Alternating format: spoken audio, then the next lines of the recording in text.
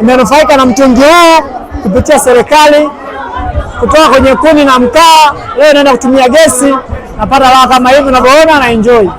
Lakini tunaishukuru sana serikali kwa kutuletea huduma katika kata ya Ulembwe, kijiji cha Igagala. Mitungi imetufikia mahali tulipo, kwa hiyo tumepunguziwa gharama ya kwenda kuifuata, lakini pia tumeletewa huduma mahali tulipo kwa bei pungufu.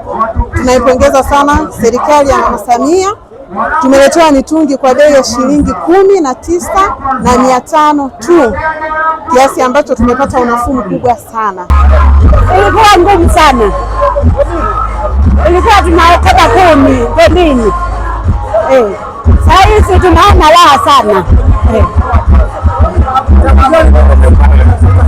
Yaani kuokota kuni kwenye kichwa kila siku, tunakoka kuni, tunatoa tena, kesho tunamalizika, tunaenda kutoa kingine tena, tunajitwika kwenye kichwa.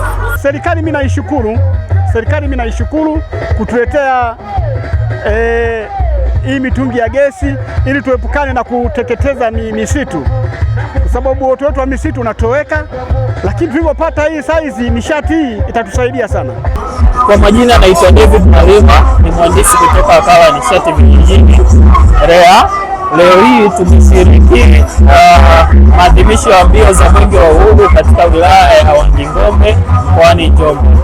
Taasisi yetu ya wakala wa nishati vijijini katika viwanja vya shule ya Igagala hapa Njombe tumeshiriki katika kuhamasisha matumizi ya nishati safi ya kupikia, ambapo tumeleta majiko ya gesi ya kilo 6.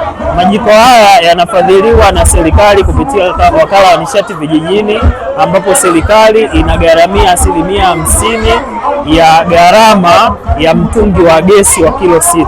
50% ambayo imebaki inagharamiwa na mwananchi wa kawaida.